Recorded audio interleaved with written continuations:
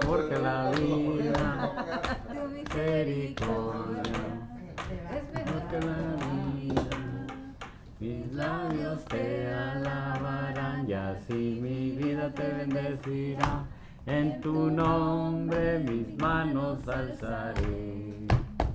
Alzaré mis manos, en tu nombre, Señor.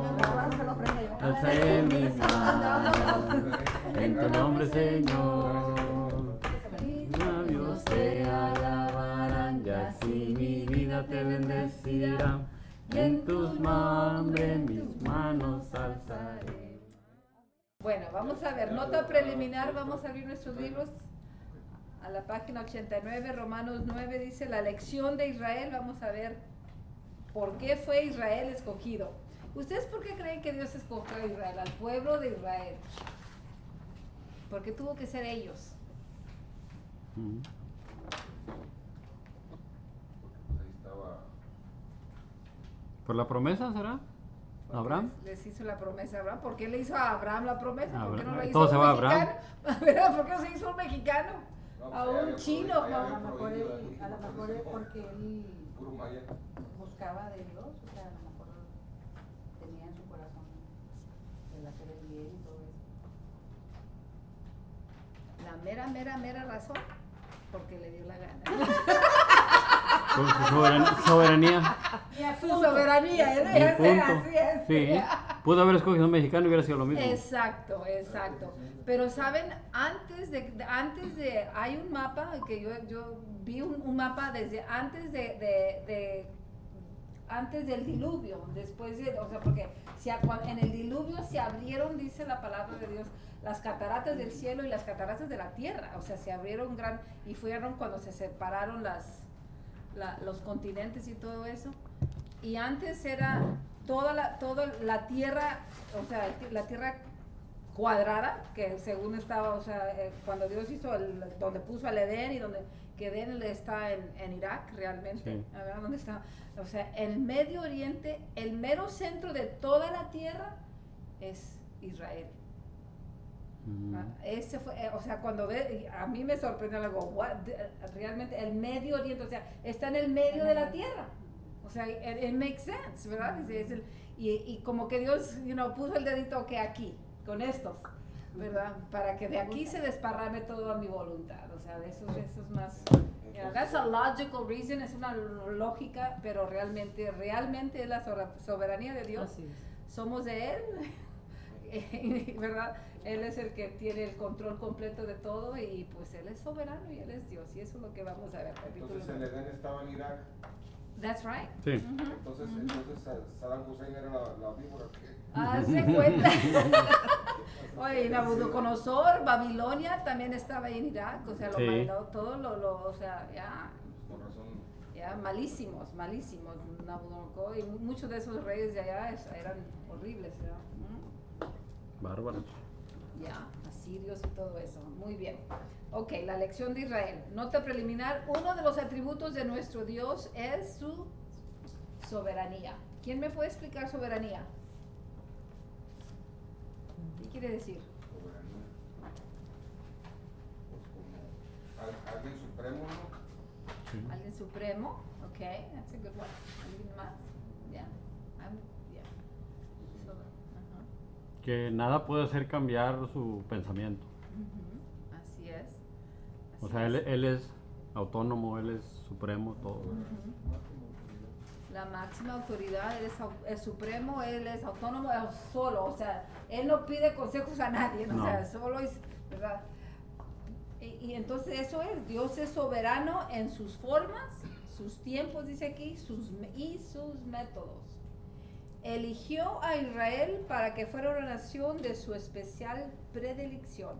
Dice su especial tesoro, de acuerdo a Éxodo 19:5. Un pueblo único o peculiar que le sirviera y fuera el canal que él usara para la bendición de todas las naciones. Y eso lo vemos de Génesis 22:18, donde él le hace la promesa a Abraham, aunque los eligió a ellos, fíjese, desde que hizo la promesa, y este versículo es muy importante, en Génesis 18:22, porque ahí nos incluimos a nosotros, o sea, ahí podemos ver, oh, pues Dios no, pues ¿por qué no nos escogió? ¿Por qué no me escogió a mí? O sea, realmente, gracias a Dios que nosotros no fuimos el pueblo que Él escogió, porque con ellos los usó de, como quien dice, de ejemplos y de, como los hijos mayores, como el hijo mayor nosotros, a Él, no, tú tienes que portarte mejor porque los demás olvídate, porque si no te están viendo. Hazte cuenta, esa es la responsabilidad de ellos. Pero en Génesis 22, versículo 18, es un capítulo, una escritura muy buena. 22:18. Dice, en tu simiente serán ¿qué?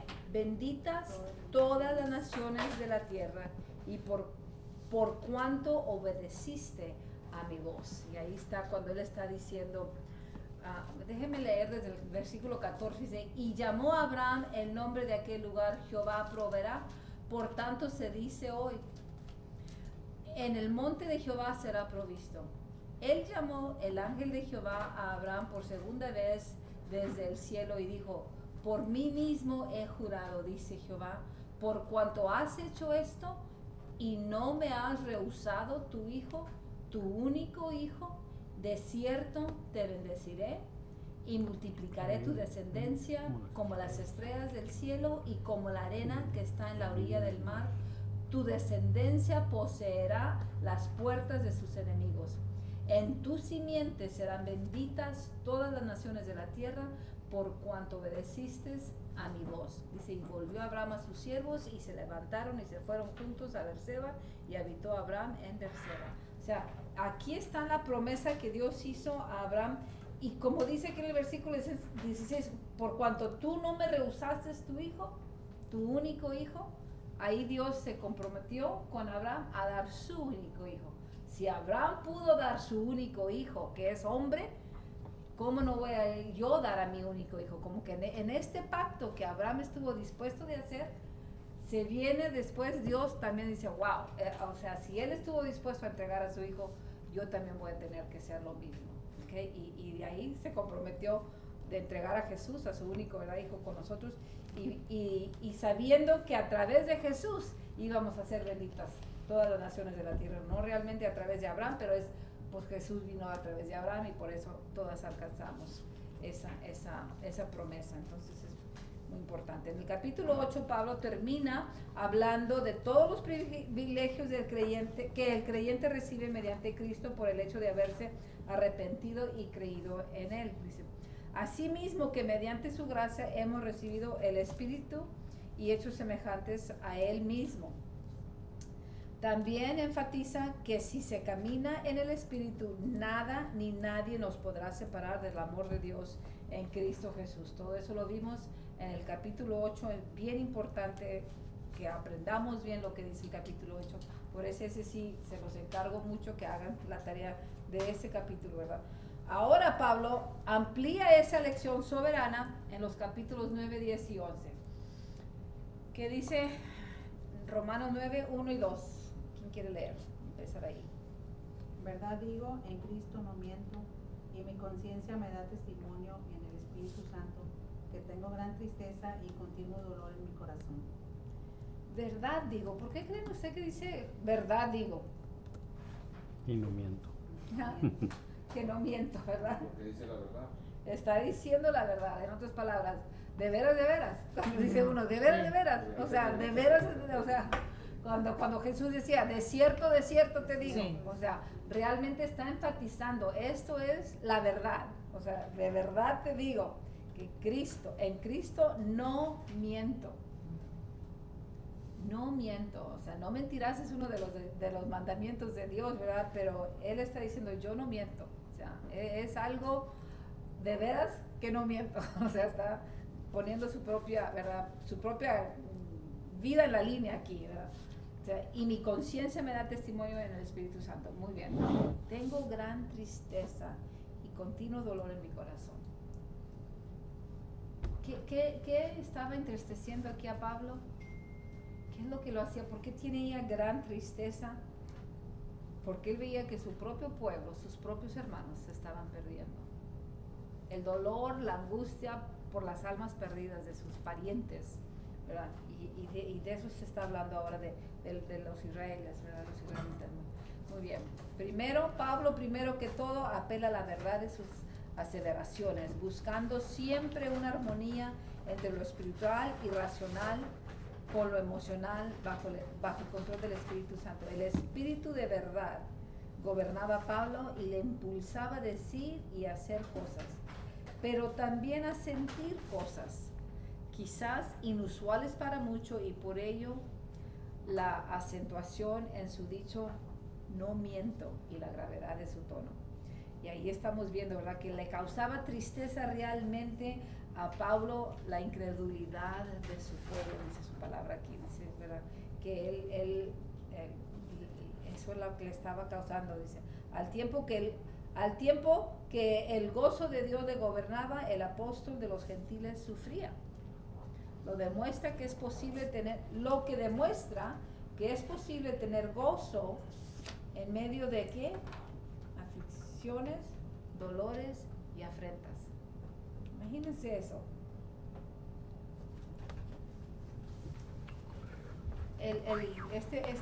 Este párrafo aquí, que el Espíritu trabaja en el hombre a través de la conciencia como un termómetro moral que Dios ha puesto en el ser humano, el filtro de discernimiento natural del bien y del mal que poseemos todos, dice, pero que entre los más santos y con mayor cercanía al Señor está más desarrollada. O sea, ¿qué es lo que está más?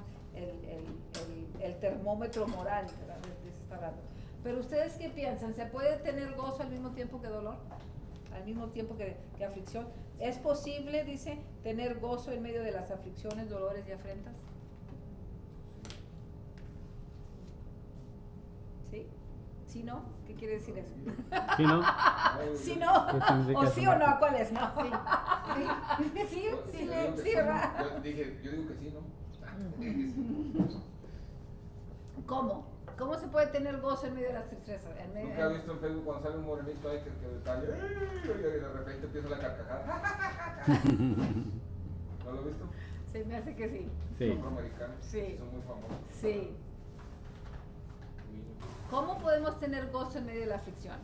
Por la esperanza. Por la esperanza que tenemos. Amén. ¿Verdad? O sea, sabemos que estamos pasando por algo, pero sabemos una que pasa, la otra que no, por ejemplo, las cosas terrenales no es lo más importante, son las cosas celestiales. Entonces te enfocas en lo que realmente importa. Así es, eso es. Ya. Entonces, por eso podemos tener gozo. O sea, en medio de por eso dice Santiago, tener por sumo gozo, ¿cuándo? Estéis en las aflicciones. Ajá.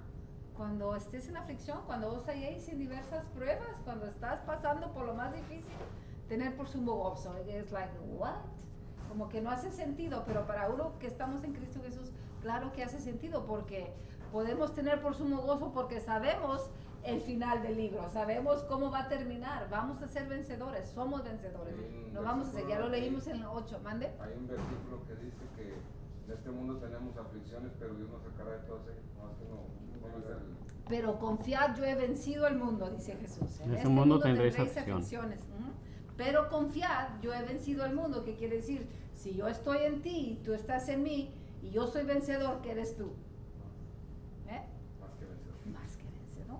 Entonces, así es, o sea, si estamos en Él, y Él en nosotros, y Él es maravilloso, ¿qué somos nosotros? Dije, ¿verdad? También somos maravillosos, estamos en Él, y si Él es poderoso, y nosotros en Él, y Él en nosotros, entonces eso nos hace a nosotros también, entonces estamos en Él. Muy bien, aquí para meditar, léelo, Raquel, en la página 90. ¿Se puede tener tristeza y gozo al mismo tiempo? Sí, como se observa en Pablo y en la experiencia de cada uno, ello nos dice que el verdadero Hijo de Dios se duele por las almas perdidas cada vez que el Espíritu recuerda o que les ve en el transitar de la vida sintiendo tristeza y compasión por ellas. Mateo 9:36 es recompensado con gozo cuando ve las almas rendirse a Cristo, fruto de intercesión y agonía. Muy bien, entonces ahí estamos viendo por qué Pablo podía tener tristeza y gozo al mismo tiempo. ¿Qué dice el versículo 3? Dice, porque deseara yo mismo ser anatema, separado de Cristo por amor a mis hermanos, los que son mis parientes según la carne. ¿Alguien me puede explicar aquí qué dice anatema? anatema. Ajá. ¿Qué es un anatema? Pues yo no me acuerdo cuando jugábamos en México con la pelotita, ¿no? Era la No, anatema, ese es matatema, matatema. Como voy, ¿no? Cuando le pones un cheque voy, algo así, como algo que no sé. Anatema es maldito. Ok. Perdido. Perdido, maldito, Condenado. alguien ¿verdad? Que no sirve, alguien, o sea, Como cuando le pones un cheque voy. voy, es que ya no sirvió, ese cheque ya no sirve, está anulado, ¿verdad? Como quien dice, ¿verdad? Está anulado. Entonces, él dice, yo desear hacer eso por amor a mis hermanos. Imagínense el amor que sentía Pablo por el pueblo de Israel, por su gente. Tenía costumbre, como el mismo Cristo también, en Lucas 4:16, de predicar en las sinagogas, lo cual hizo, me esquipié, ¿verdad? Como dice aquí, Pablo revela más específicamente a quienes se refiere, a sus parientes, a sus hermanos de sangre. Sabía cuál es el fin de todo aquel que no obedece el Evangelio, y por ello su espíritu se aflige, dice. Tenía costumbre, como el mismo Cristo también, de predicar en las sinagogas, a la cual desde el momento de su conversión al Señor, tanta era la pasión del apóstol y su lucha porque los israelitas fueran salvos, que fue capaz de decir que estaba aún dispuesto a pasar la eternidad en el infierno si semejante trato fuera posible, con tal de que sus parientes se unieran al Señor. Ese es amor. Ese es estar afligido por alguien. ¿Sabes qué? Como cuando tu hijo está enfermo y dice, Señor, mejor dame a mí esa enfermedad, no te lo lleves a él. O cuando él está en un accidente, algo que uno como padre quiere mejor quitarles ese dolor, por ese sufrimiento que están pasando, ¿verdad? Así Pablo por todo el pueblo de Israel. Es lo que él sentía, ¿verdad? Sí, él ¿verdad? Si fuera posible, dice, algo así había dicho Moisés. ¿Se acuerdan que Moisés también en Éxodo 32 dice, te ruego pues, este pueblo ha cometido un gran pecado cuando hicieron la vaca de oro, ¿verdad? El becerro de oro, ¿verdad? Dice, te hicieron otros dioses de oro, dice que perdones ahora su pecado, y si no, ráeme a mí ahora de tu libro que has escrito. O sea, Moisés diciendo, mejor quítame a mí, o sea, pero a ellos no les hagas nada, a mis hermanitos no les hagas, a la gente que acabo de sacar de Egipto, imagínate. O sea, Moisés dijo, mejor quítame a mí la vida, Dios, y no los castigues a ellos. O sea, ese es amor del bueno. Amor jarocho. ¿Verdad? Cosa que pero sabemos que Dios jamás haría eso. Que cada uno de nosotros tenemos que, fíjese lo que dice Éxodo 32:33, al que pecare contra mí, a este raeré yo de mi libro. O sea, cada uno vamos a tener que dar cuenta por nuestras propias acciones. Tú no puedes ponerte por tu hijo, por tu hija. Anden como anden, haciendo lo que están haciendo. O sea, ellos tienen que buscar a Dios. Cada uno de nosotros tenemos que buscar a Dios, no nada más ellos, ¿verdad? Cada uno, o sea, vamos a ser responsables. Por eso Dios no tiene nietos. Nosotros sí tenemos nietos, Dios tiene hijos. Cada uno tenemos la misma responsabilidad, ¿verdad? Muy bien, 9:4 dice que son israelitas, de los cuales son la adopción, la gloria, el pacto, la promulgación de la ley, el culto y las promesas. Fíjese todo lo que viene de acá, por causa de los israelíes, por causa de los judíos. Todo esto dice Pablo que viene. Por esa línea viene, ¿verdad? Las promesas. Por eso, por los israelíes, por los judíos tenemos la palabra de Dios. Por los judíos tenemos, ¿verdad? Tenemos el espíritu de adopción, la gloria, dice aquí, el pacto. Dios ha hecho el pacto que hizo con Abraham. Por ese pacto está hablando de que seremos benditas todas las naciones, o sea, por causa de un judío. Imagínense tanto antisemitismo que estamos ahorita viendo en contra de ellos. Eso es espiritual. O sea, quieren borrar, quitar, ¿verdad?, a Dios por encima de todo. Y eso es lo que está sucediendo ahorita. Esto más que una guerra física o natural, es una guerra espiritual, es una guerra que debemos de estar peleando y debemos de estar al lado de Israel, debemos de defender a los israelitas. Son nuestros descendientes, nosotros somos los descendientes de ellos más bien, ¿verdad? Muy bien. ¿Qué quiere decir esto? Porque de los israelitas, de los cuales son la adopción, la gloria, el pacto, la promulgación de la ley, el culto y las promesas. Aquí ratifica las virtudes de su pueblo, aquello que le hacía único entre todas las naciones. A ver, alguien lea el inciso A. ¿Sí son? Dios, ajá, Ahí va. dice, Dice primero que de los israelitas viene la adopción, queriendo decir con ello que los israelitas fueron los primeros que Dios adoptó como sus hijos. Oseas 11:1, Éxodo 4:22. La adopción fue aplicada en primera instancia a Israel naturalmente y luego fue en sentido espiritual para todos aquellos que creen en Cristo.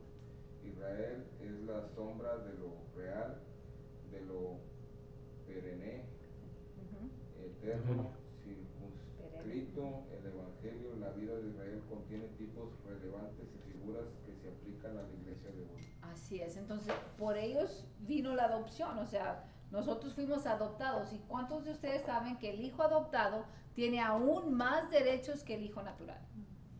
Un hijo adoptado jamás lo puedes desheredar. Y al hijo natural sí lo puedes desheredar. Al adoptado no. Tiene más derechos los adoptados que los verdaderos herederos, ¿ok? Por haberlo escogido, ¿ok? Por haberlos escogido, porque tú los adoptaste, porque tú fue por tu conocimiento. O sea, a un hijo te nació, Sí. nada más. Pero al que tú adoptas, o sea, ese tú lo elegiste a ellos. Y así somos nosotros. Por eso los hijos que tiene el gobierno, que los adoptan los padres, todos son tan estrictos con ellos. Yo creo. Con los papás que los adoptan. Tienen más derechos. Del país y que no sé Sí, qué, les hacen mucho, y por eso están tan estrictas las leyes de adopción también. O sea, pero hay unos que son fáciles, ¿no? ¿Cómo es el foster o cómo le llaman?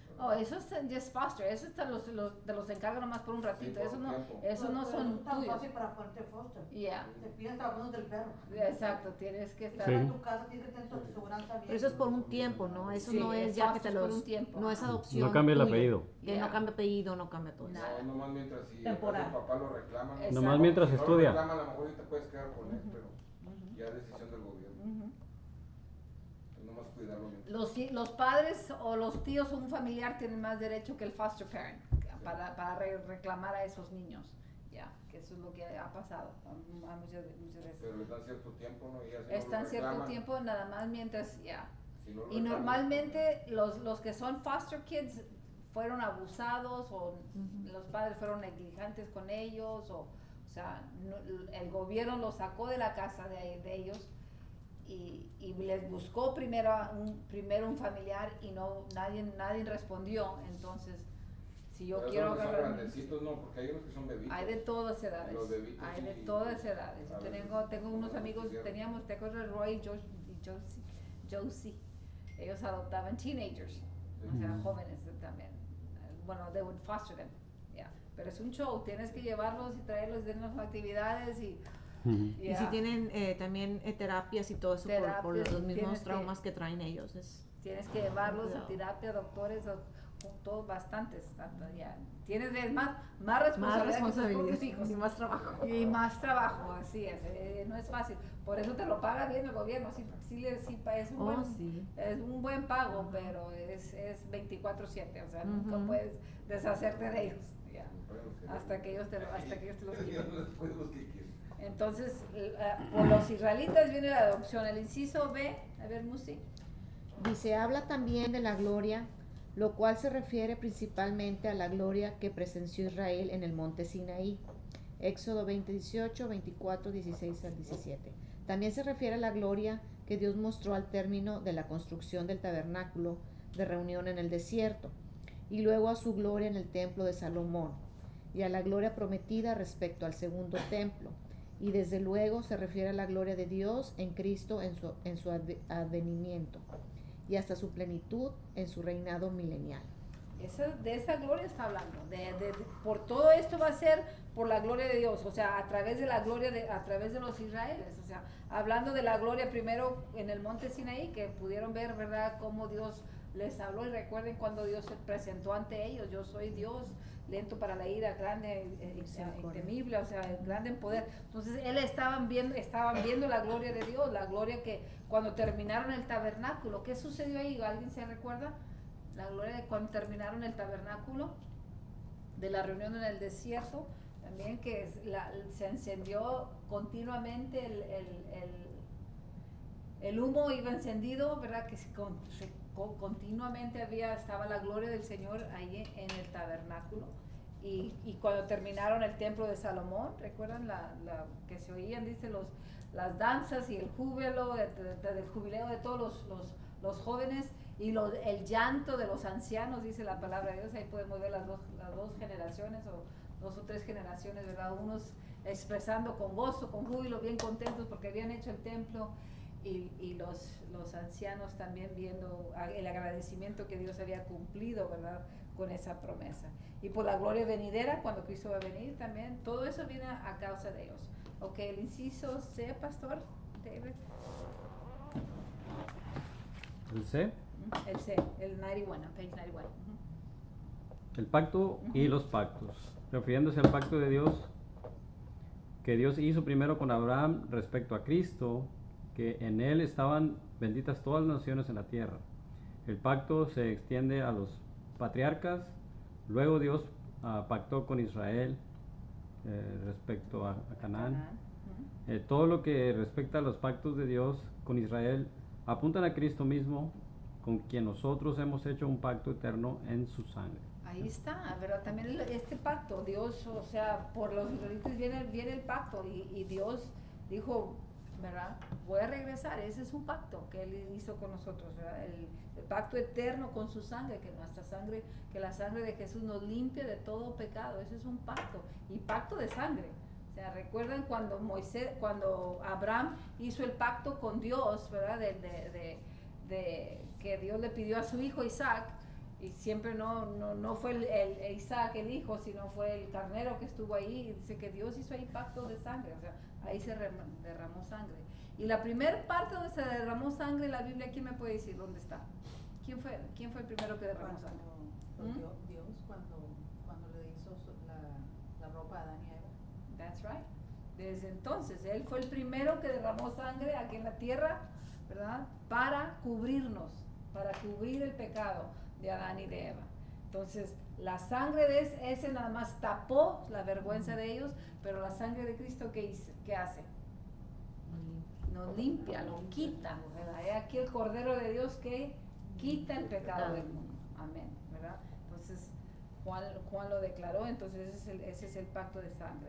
Y la promulgación de la ley, dice, la ley de Moisés consiste en los 10 mandamientos escritos por el dedo mismo de Dios en las tablas de piedra, ¿verdad?, y otras leyes diversas contenidas en el Pentateuco, y a través del Antiguo Testamento. Los judíos han enumerado los mandamientos del Antiguo Testamento. Fíjese lo que yo siempre digo, o sea, primero empezaron con 10 mandamientos que Dios les dio, pero ellos hicieron 613 más. Mira, aquí en la nota histórica, ¿alguien la quiere leer?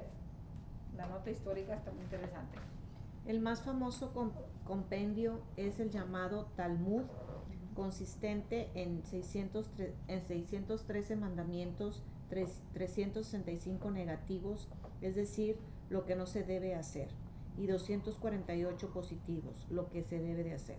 Los judíos los leen cada sábado en sus sinagogas, considerándolos de igual valor que el Pentateuco dado por Moisés, pues es un compendio de las interpretaciones rabínicas a través de los siglos, transmitidas en forma oral antes de Jesús y en forma escrita después de que el templo de Jerusalén fue destruido por los romanos y comenzó la diáspora judía. Fíjese que de los 10 mandamientos, por decir, que guardarás el día de reposo, eso es lo que Dios dijo, o sea, que tenían que no trabajarás en el día de reposo, ¿verdad? ¿Recuerden ese mandamiento, uno de los mandamientos? Ya para cuando Jesús había venido, después de, ¿verdad? 1000 años, o cuántos años, no sé, de Éxodo a Mateo, o sea, ese de que no debes de trabajar. ¿Recuerdan cuando Jesús sanó al cojo, al paralítico que estaba en el DC de Bethesda? Que le dijeron, ¿quién te sanó? Que lo vieron que estaba cargando su lecho. Que le dijeron, hey, ¿por qué estás cargando tu cama? Es día de reposo. Es más, ellos pensaban, si le hacías así a la mesa, era como si estuvieras labrando la tierra. A ese punto habían llegado los 10 mandamientos, esos de 365 negativos, es de no hacer absolutamente nada. Hasta el día de hoy, si tú vas a Israel, en el día de reposo, entrando el viernes, hay 2 elevadores. Los judíos no pueden aplanarle al botón del elevador. Tiene que venir alguien que no es judío a aplanarle para ellos subir. Que tiene trabajo allá, pues. ¿Te imaginas? Imagínate cómo todavía están creyendo esto. O sea, Y por el teléfono andamos. right? I mean, es ridículo. O sea, entonces, ¿cómo les fueron agregando y agregando más y más y más cosas, verdad? Entonces, por eso, al cojo ese dice, ¿cómo que estás cargando tu lecho? Le dije, pues el que me sanó me dijo que toma mi lecho y anda. O sea, porque Jesús dice, levanta tu mugrero, no te lo... Ya levántate, ¿verdad? O sea, reposo general, en todo. Hasta las mujeres no cocinan. Nada, esa parte nos encanta, Por eso vamos pero a no comer podemos. Por razón, Por ya eso. mucho mexicano allá en Israel, pues sí, porque son haciendo el trabajo el día de reposo. El día de reposo. Hacen del doble el viernes para el sábado, ya no hacer absolutamente nada. La comida, por decir, ya no pueden prender la mecha, le pueden aprender, o sea, eso es trabajar. Puedes comer, pero no puedes, o sea, te la debes de pasar cantando, alabando. Puedes orar, descansar, no puedes comprar ni vender en el día de reposo. No puedes irte a la H-E-B, a la Walmart, vamos al mall, o sea, el domingo, no. Bueno, para nosotros el domingo, para ellos es el sábado, ¿verdad? O sea, absolutamente nada. Por eso muchas tiendas cristianas están cerradas el domingo. Exacto. Y eso fue algo que también a mí se me enseñó de que tienes todos los demás días, ¿por qué vas a ir de compras el día del Señor? Ese día, exacto, ese es el día que debes de recordar. Ahora, ellos leían los 613 mandamientos, o sea, cada viernes, cada sábado, cada sábado en la sinagoga. ¿Verdad? Entonces, y eran bien estrictos, o sea, Sí, era demasiado estricto, por eso nadie podía cumplir la ley. Nadie lo podía cumplir, pero si no podían con los 10, imagínense si iban a poder con los 613. Imposible. En el gobierno de Estados Unidos. Yeah. Son tantas leyes. Y aún la ley de Cristo, que de todo lo mencionado en la ley de Dios en el Antiguo Testamento, los cristianos ahora aceptamos lo ratificado por Cristo en el Nuevo Testamento, principalmente lo que respecta al concepto global de amar a Dios y al prójimo. O sea, eso es lo del nuevo. En eso dice Jesús que aquí se cumple toda la ley. Ama a Dios y ama a tu prójimo. Si tú amas a Dios y a tu prójimo, no vas a matarlo, no vas a destruirlo, no le vas a robar, no lo vas a codiciar, ¿verdad? No, si amas a Dios, vas a honrar a Dios en el día de reposo. Entonces, ahí se cumple toda la ley. Por eso Jesús le dijo, hey, vamos a simplificar esto, no se preocupen, nada más con que amen a Dios con toda tu mente, toda tu fuerza, todo tu corazón, ¿verdad? Y a tu prójimo como a ti mismo. Ahí cumples toda la ley. Entonces, en el amor, ¿verdad? Entonces ahí está lo del Nuevo Testamento. Desde luego, la ley fue cumplida por Cristo para ser instaurada como la ley del Espíritu. O sea, nada más Cristo lo pudo hacer. Escrita ya no en tablas de piedra, sino en ¿qué? Vuestros corazones. Amén, en nuestros corazones de carne, ¿verdad? Algo suave, algo que es palpable, algo que es suave, ¿verdad? Algo que se puede moldear, ¿verdad? En piedras es tan fuerte, así es y punto, ¿verdad? No tenía dónde más escribirlo el Señor, pero realmente tipificando, ¿verdad? De que Él estaba escribiendo el dedo de Dios. Y siempre que recuerdo que Dios escribió los 10 mandamientos, me regreso o me adelanto a cuando le trajeron la mujer adúltera a Jesús. ¿recuerdan? Escribió en la tierra. Que él escribió en la tierra. You know. ¿Qué escribió? No se nos dice, ¿verdad? Pero a lo mejor estaba escribiendo los mandamientos. No, o sea, que empezó a cargar a los demás. cada quien empezaron a cargarle a cada uno de ellos. Entonces, no sabemos qué fue lo escribió, pero ahí también en el dedo de Dios, ¿verdad? fue escribiendo la segunda parte. Muy bien. El inciso E, ¿alguien lo quiere leer, por favor?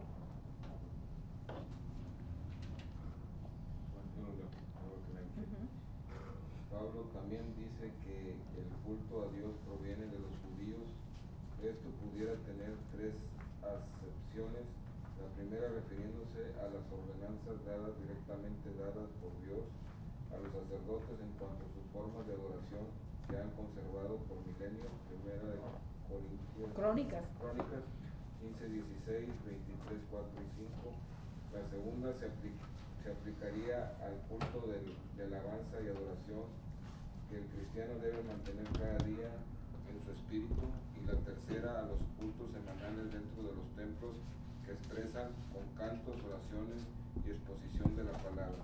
La adoración corporativa de la iglesia, 1 Corintios 14, 26. Ahí estamos viendo los diferentes cultos a Dios, ¿verdad? Porque dice que de Israel vienen los cultos y los israelitas, tenían que cantarle al Señor, tenían que adorar, tenían que leer la Biblia, leer el Torah. O sea, nosotros por eso tenemos el culto, que lo hacemos cada semana también, ¿verdad? Una vez por semana. Ellos lo hacían cada viernes para el día de reposo, y nosotros lo cambiamos. ¿Ustedes saben por qué cambiamos para domingo en vez de sábado? Porque fue cuando Cristo resucitó. Ok. Para que la gente no fuera a ver los deportes. Entonces cuando van a ver béisbol, fútbol y todo, se van a mejor a la iglesia. Y algo con lo del gregario, del calendario de Gregoriano, o sea, que cambiaron también los romanos, dijeron, no, mejor ya no en sábado, para que no fuera todo de judíos lo que ellos tenían, sino para invalidar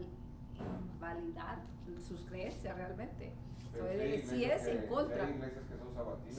Exacto, ya. Que realmente el día es el sábado, pero nosotros sabemos que, o sea, para Dios ya no, porque Jesús mismo dijo, ¿verdad? Dios hizo el día de reposo para el hombre, no el hombre para el día de reposo. O sea, entonces it doesn't matter what, no importa qué día es, pero sí, la cuestión es guardar un día, ¿verdad? El día de reposo. Aunque los sabatistas te alegan a tu letra que ese es el día, y si no, no te vas a ir al cielo. Pero el día no es el que está importante. Exacto. Es lo que se hace en ese día. Así es, guardar el reposo. O sea, lo puede ser en viernes, lo puede ser el martes, el lunes, el miércoles, o sea, dependiendo en qué día descansas, ¿verdad? Porque imagínate los doctores o las enfermeras que descansan, tienen que trabajar, Ellos cuando los judíos celebran el sábado, porque tiene que ver con la Pascua, ¿no? Y nosotros, pues nuestra Pascua es Cristo, o sea, la sangre que se puso en las puertas, eso es lo que ellos celebran los judíos, porque son judíos. Sí. Y nosotros no somos judíos, nosotros somos los gentiles, somos los que somos adoptados, entonces por la sangre de Cristo. Entonces nuestra sangre es esa. Nuestra Pascua fue Jesús, exacto. Entonces ellos, como quieras, ellos lo siguen porque también desde cuando Dios creó el cielo y la tierra, y o sea, que descansó en el día séptimo. Para eso el día séptimo es el sábado. El domingo viene siendo el 8 o el primero, ¿no? El domingo es el primero. El primero. O a la falta lo hicieron porque si lo siguen haciendo el sábado, luego después el domingo tienes que trabajar, y así no trabajas el domingo. Ni sábado ni domingo, ¿no? para hacer 2 días de descanso en vez de uno. La cosa es dar contra Dios. Muy bien. Descanso uno de lunes a viernes. Y el inciso F, finalmente se mencionan las promesas. Dice, muchas de ellas ya se han cumplido y otras se cumplirán en el futuro, en el tiempo de Dios. El pueblo cristiano ha disfrutado plenamente el cumplimiento de las promesas de la persona de Cristo, de Jesús el Cristo Salvador y Dios, como lo expresa en el siguiente texto. De quienes son los patriarcas, de los cuales según la carne vino Cristo, el cual es Dios, sobre todas las cosas, bendito por los siglos. Amén. O sea, nosotros sabemos que las promesas ya se cumplieron, muchas de ellas en Cristo Jesús, y que Cristo también vino, o más bien Jesús vino también como un judío. De Israel son los patriarcas, ¿verdad? Abraham, Isaac y Jacob, y de quien en cuanto al linaje humano vino el Señor Jesús, y del linaje de David en Juan 7:42, de quien hablaron los profetas en Lucas 24:27, y aquí en esta línea aprovecha Pablo hablando por el Espíritu Santo para ratificar la divinidad del Señor Jesucristo, pues dice, el cual es Dios sobre todas las cosas, bendito por los siglos. Amén. O sea, él está tratando de decirle, recalcándoles, ese Jesús que ustedes crucificaron, y está hablando de los romanos, está hablando a los judíos romanos que están en Roma, ¿verdad? Pero había romanos también ahí,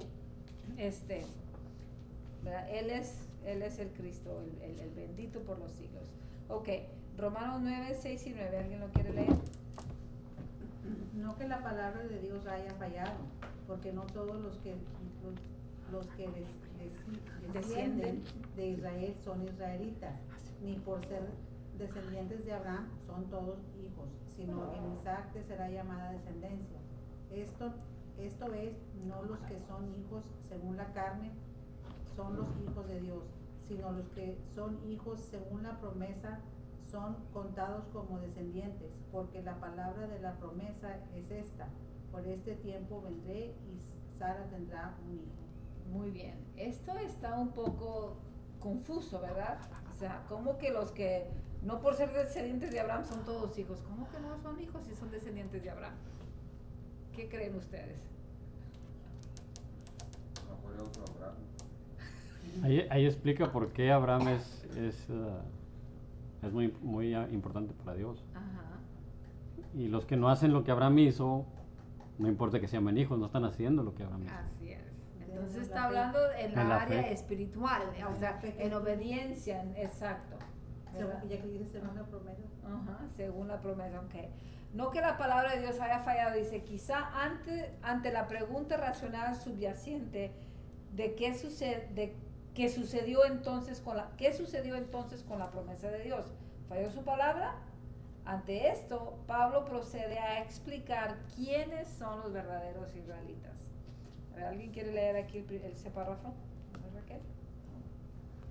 Dice, En primer lugar, En primer lugar, no todos los que descienden de Israel son israelitas. Grave declaración, Ujú. porque habla de un linaje distinto al que todos estaban acostumbrados. Los judíos solían recurrir a las genealogías interminables para solventar discusiones vanas y sin provecho, queriendo siempre ubicar a cada cual en su árbol genealógico, pero ciertamente Pablo habla no del ADN físico, sino del espiritual. así es. Entonces estamos viendo ahí, ¿verdad? Que ellos, o sea, es más, en la vara que ellos usaban de pastores acá cuando estaba Abraham, o sea, ponían todos sus descendientes y se pasaba esa vara a la siguiente generación, y ahí estaban para guardar su genealogía, y decían, yo soy de Mateo, yo soy de Abraham, yo soy de Jacob, o sea, tenían que estar ubicados siempre en su árbol genealógico, como dice aquí. Ujú. Luego, para explicar el concepto, empieza desde Abraham, aclarando que no todos los que Abraham engendró son llamados hijos. Ciertamente Abraham, según se observa en Génesis, tuvo más hijos además de Isaac. ¿A quién tuvo? Tuvo a Ismael, de Agar la sierva, y otros más. ¿De quién? Isaac, No, ¿a quiénes más tuvo? ¿Cuál otra mujer tuvo? de Centura. Setura, ajá, en Génesis 25 de 1 a 6, ahí tuvo también, era una de las criadas, ¿verdad? Pero únicamente en Isaac te será llamada descendencia. De esta manera, los hijos de Abraham, los hijos que Abraham tuvo según la carne no son los llamados hijos de Dios, a quienes luego se refiere el Señor a instaurar a Israel, dice, sino solo al que nació en concordancia con la promesa que le fue dada a Sara, por este tiempo vendré y Sara tendrá un hijo. Y de ese estaba hablando nada más de Isaac. Entonces, esa es, por ahí viene el árbol donde necesitamos seguir, ¿verdad? El árbol genealógico. Muy bien. Alguien lea Romanos 10 y 13, 9, 10 al 13. Y no solo esto, sino también cuando Rebeca concibió de uno, de Isaac nuestro padre, pues no había aún nacido, ni había hecho aún ni bien ni mal, para que el propósito de Dios conforme a la elección permaneciese, no por las obras, sino por el que llama, se le dijo, el mayor servirá al menor, como está escrito, a Jacob amé, mas a Esaú aborrecí. ¿Cómo ven? Desde antes de que nacieran estos niños. ¿Qué creen? ¿Dios es malo por hacer eso? ¿Injusto? Es fuera de onda, ¿verdad? Como que, ¿cómo tengo 2 hijos? ¿Por qué vas bueno, vamos a ver aquí que realmente la palabra aborrecí puede ser elegí. O sea, que pudo ser traducida equivocadamente o realmente la definición de esa palabra no es que te aborrezco, sino que voy a elegirte a ti y no a ti. O sea, otra vez volvemos a ¿qué? A la soberanía de Dios. O sea, Él elige a quién. La misma soberanía de Dios en cuanto a la elección de los hijos de Isaac, pues explícitamente Pablo explica que no había razón para excluir a Esaú aún antes de que naciera, ni la expresión el mayor servirá al menor tenía sentido bajo el tamiz de la cultura oriental, porque en donde era siempre el primogénito quien ostentaba los mayores privilegios. Sin embargo, dice que Dios amó a Jacob desde antes de su nacimiento y a Esaú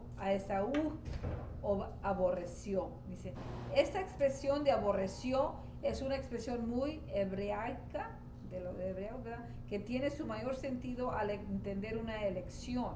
Es decir, en otras palabras, a Jacob elegí en lugar de Esaú. Dice, ¿por qué Dios eligió a Jacob? Todo esto recalca lo que es la soberanía de Dios.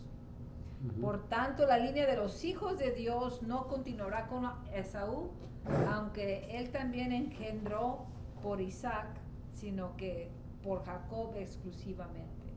Y vamos a estar siguiendo viendo lo de la soberanía de Dios. Y me gusta que vamos a leer del 14 al 18. Pastor, si quiere leer del 9, 14 al 18. ¿Qué pues diremos? ¿Que hay injusticia en Dios? En ninguna manera, pues a Moisés dice, tendré misericordia del que yo tenga misericordia y me compadeceré del que yo me compadezca. Así que no depende del que quiere ni del que corre, sino de Dios que tiene misericordia.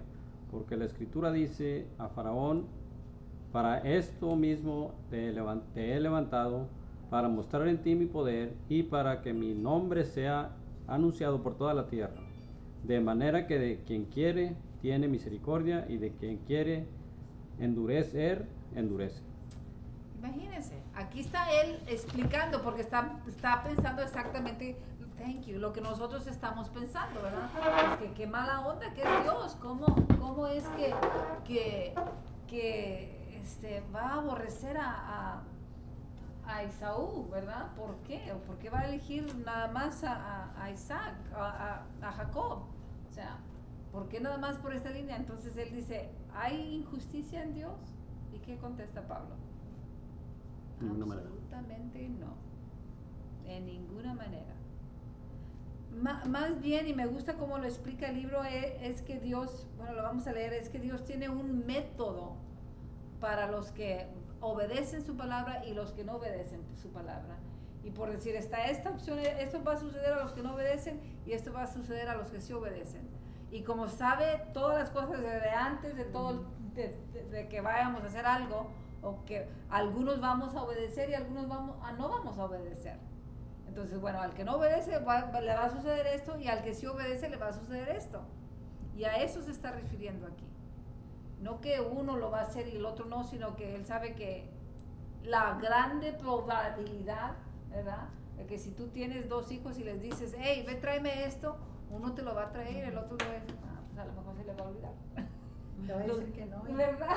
Y te lo va a traer. Y el otro no. Y así es, ¿verdad? Exactamente lo que dice Jesús también, que así es. Entonces, ¿quién es el que obedece y quién es el que desobedece? Pero Dios sabe esas cosas de que, entonces Él ya pone en sí un método de lo que va a suceder si no obedecen. Entonces, no es que Dios es injusto, sino simple y sencillamente está todo expuesto y los que obedecen les va a suceder esto y los que desobedecen les va a suceder aquello.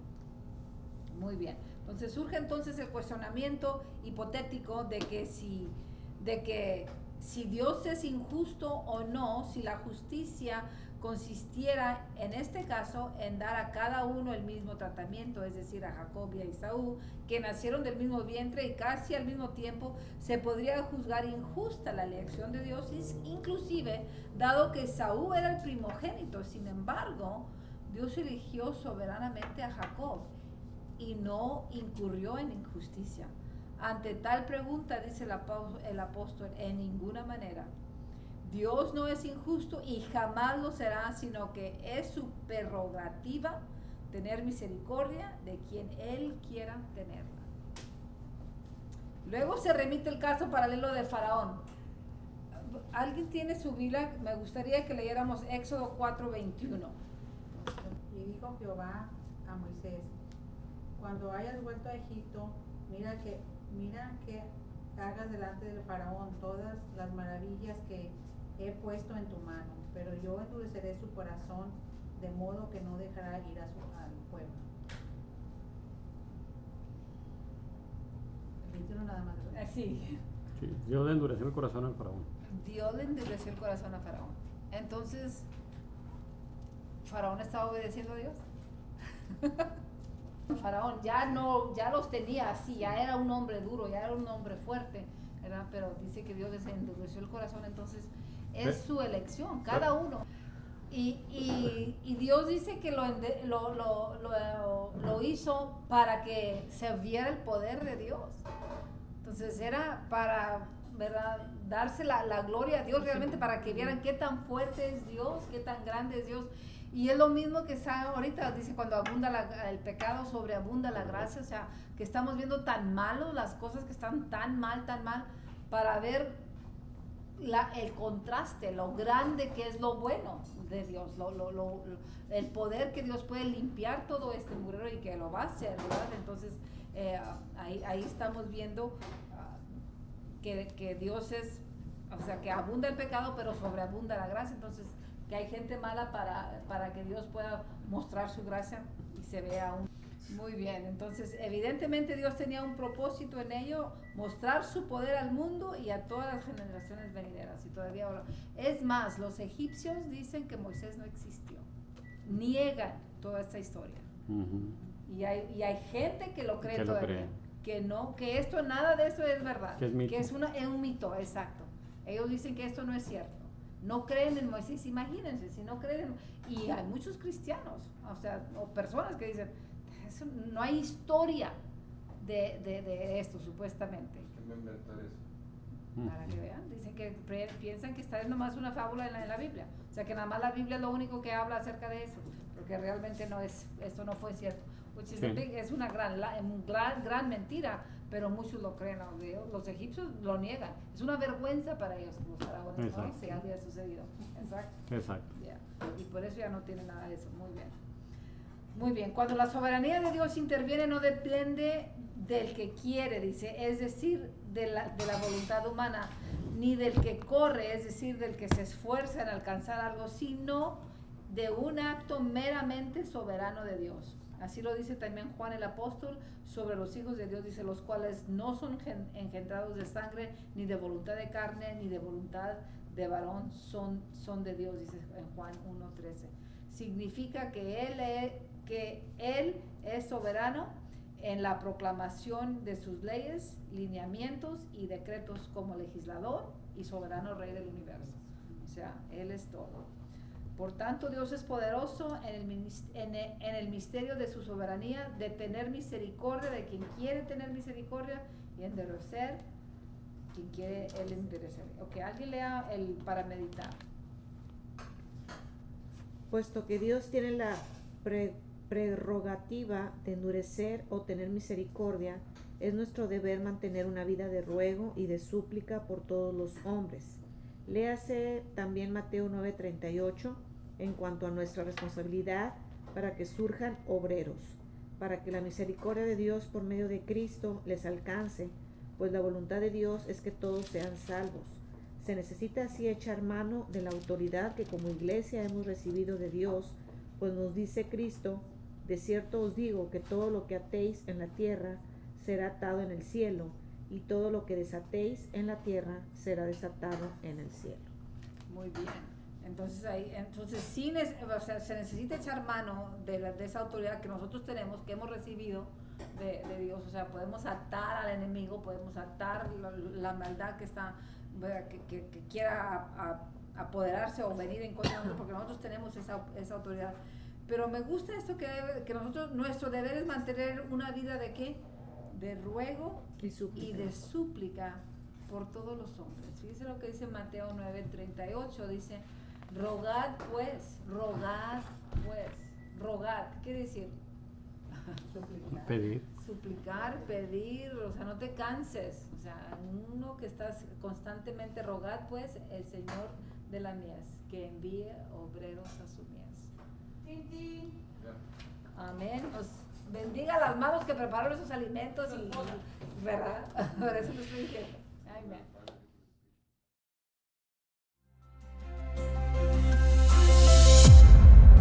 Vamos a la página 94. Romanos 9 del 19 al 21.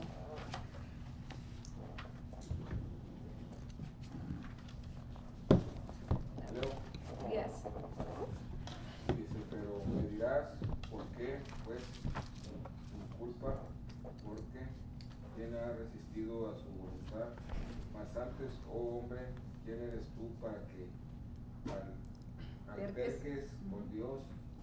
Dirá el vaso de barro al que lo formó, porque me has hecho así, no tienes potestad el alfarero sobre el barro.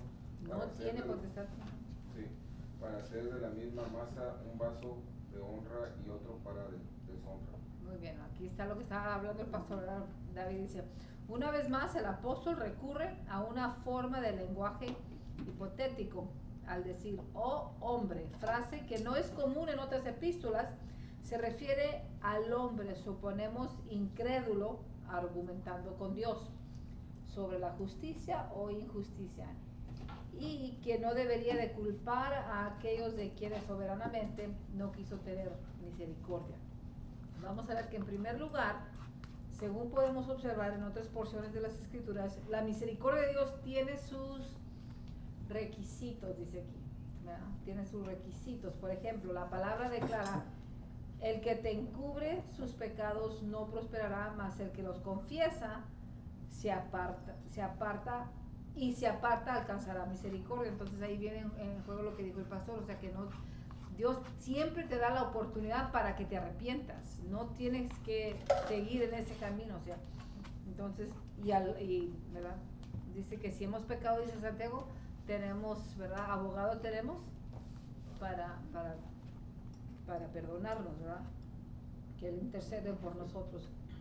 Entonces aquí Dios recalca que es necesario confesar el pecado y apartarse de él para alcanzar la misericordia de Dios. En el caso del pueblo de Israel, cuando pecó con el becerro de oro, Moisés tuvo que interceder por el pueblo para lograr la misericordia de Dios. Muestra que los intercesores son escuchados, o sea, es muy importante siempre tener a alguien como quiera que intercede por ti, o sea, estar orando, porque si no, imagínate, si no, pues si Dios va a hacer lo que va a hacer como quiera, pues ¿para qué oro? ¿Verdad? Porque también eso podríamos decir, no, pues ¿para qué oro que sea salvo si Dios sabe si lo va a salvar o no lo va a salvar? O sea, no, tiene mucho que ver. Nosotros tenemos, por eso leímos acá en Mateo, donde dice que rogad al Dios de la mies, ¿verdad? Que envíe obreros. Tiene mucho que ver lo que oramos, tiene mucho mucho poder en nuestra oración. Entonces, ese fue el primer lugar que Dios sí nos escucha. Y en segundo lugar, Dios ha querido mostrar su misericordia con la humanidad por medio de Cristo, por lo que en el trono de gracia para alcanzar tal misericordia está disponible con todos aquellos que por la fe en Jesús se acercan a Él. Y ahí vemos Gálatas 3:26 y Hebreos 4:16 que habla acerca de que nos acerquémonos a Dios con fe. El Señor estableció sus requisitos para tener misericordia, y todo aquel que lo rehúsa alcanzará. ¿Cómo? Y todo aquel que lo reúna, perdón, no rehúsa, todo aquel que lo reúna, los requisitos, está hablando, ¿verdad? Alcanzará el favor de Dios. Estos requisitos fueron establecidos soberanamente por nuestro Señor. Entonces, hay unos requisitos para alcanzar misericordia y hay consecuencias para los que no obedecen. Entonces, tenemos que nosotros agarrar. Alguien lea el tercer lugar. Y en tercer lugar, como expresa Pablo, ¿quién eres tú para que alterques con Dios? Dirá el barro al que lo formó, ¿por qué me has hecho así? Ningún derecho tiene el individuo de altercar con Dios, siendo Él el Creador y nosotros sus criaturas. Como lo expresó David, Él nos hizo y no nosotros a nosotros mismos. Job empezó a cuestionar a Dios, pero el Señor lo reprendió y le dijo, cíñete ahora como varón tus lomos, yo te preguntaré y tú me responderás. Muy bien, entonces no tenemos derecho para altercar con Dios. O sea, ¿vamos a ganar? ¿No? ¿Verdad? O sea, recuerdan a Job también, ¿verdad? Pues está diciendo, o sea, tú síguete ahora, o sea, ¿tú quién eres para preguntarme a mí? ¿Dónde estabas tú? Le dice Dios a Faraón, cuando yo colgué las estrellas. ¿Dónde estabas tú? Cuando yo le dije al mar, hasta aquí te detienes. O sea, Dios es un Dios, o sea, nuestro mundo está así, chiquitito en el universo, porque vemos que el universo es grandísimo, y el mundo está chiquito, y luego estamos nosotros adentro del mundo. O sea, ¿cómo vamos a altercar con este Dios que es tan inmenso, tan grande, o sea, que él dice, a ustedes los estoy usando como ejemplo, porque Él sabe que vamos a volver a recrear la tierra y a gobernar tal vez en muchos otros, en otras, no sabemos si en esa tierra o en otras tierras o en otro lugar, pero nos está dando la oportunidad para creerle en Él, para depender de Él y para aprender, ¿verdad? Como Él es, dice, porque Él quiere que nosotros seamos como Él es, ¿verdad? Para meditar, me encantó esto. Es por tanto necesario que mantengamos siempre una actitud de sumisión al Señor.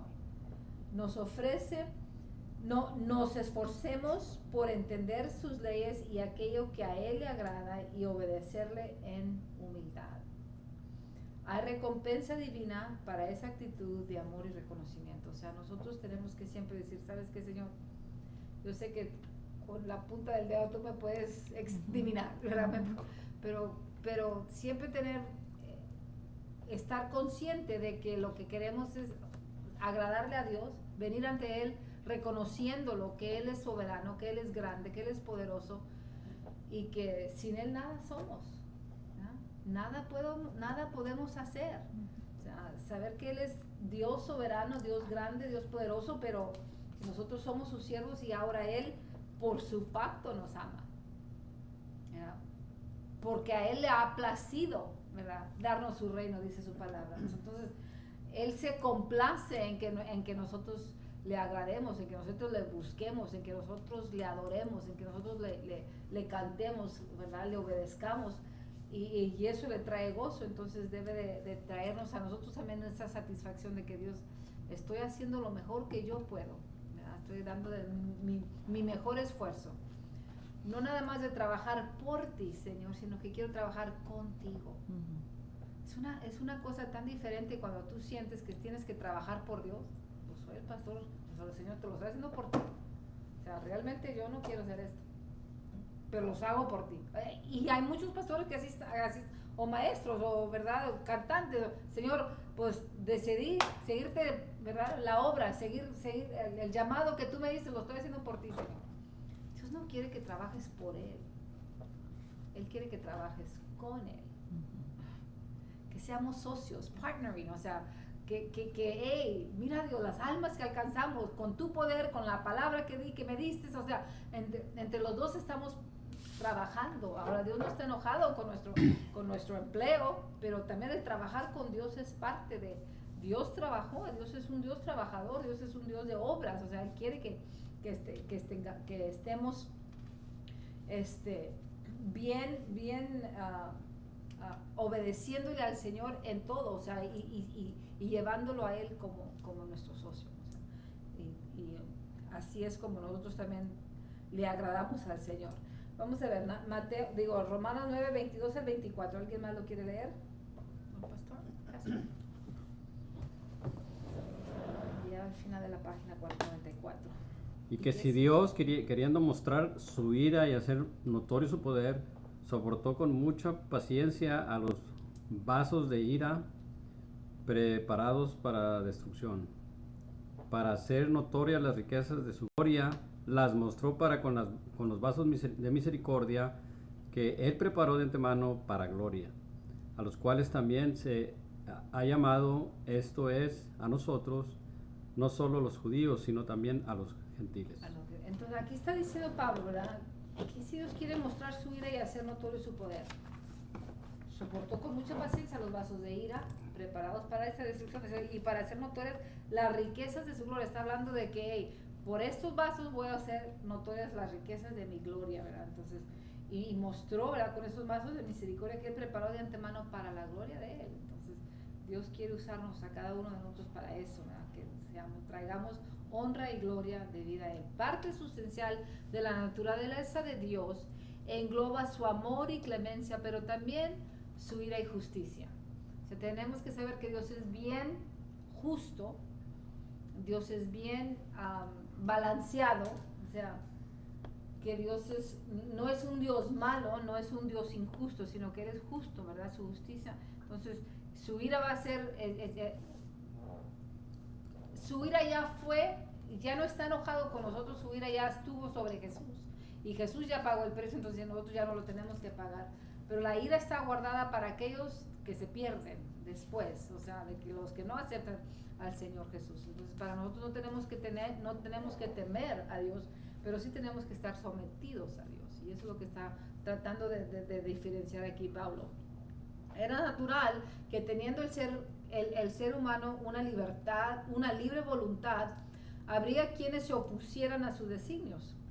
No que Dios creara a unos hombres malos y a otros buenos, ni que algunos fueran hechos para el mal y otros para el bien, pues eso inhabilitaría su capacidad de elección. No es así, pues la Biblia dice que Él da al hombre la capacidad de elegir, y eso lo vemos en Génesis 4:7, Deuteronomio 30:19, 11:26 y Josué 24:15. Dios nos da a cada uno el poder para elegir. Dios creó al hombre con la capacidad de elegir por sí mismo. Sin embargo, aquí se habla de dos vasos de honra y vasos de deshonra, vasos de ira y vasos de misericordia. ¿Se debe creer entonces que hay quienes nacieron para recibir la ira de Dios?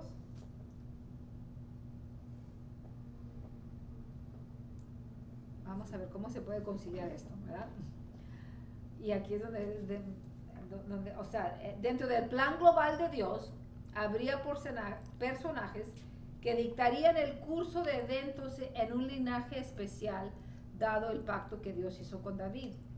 David dice en sus últimas palabras: no es así mi casa para con Dios, sin embargo, Él ha hecho conmigo pacto perpetuo, ordenado en todas las cosas y será guardado. Según Samuel 23:5 dice, el mismo David sabía que ninguno de su casa cumpliría en ese mandamiento con el requerimiento divino, pero sabía que Dios cumpliría todo lo que le prometió con su pacto con él.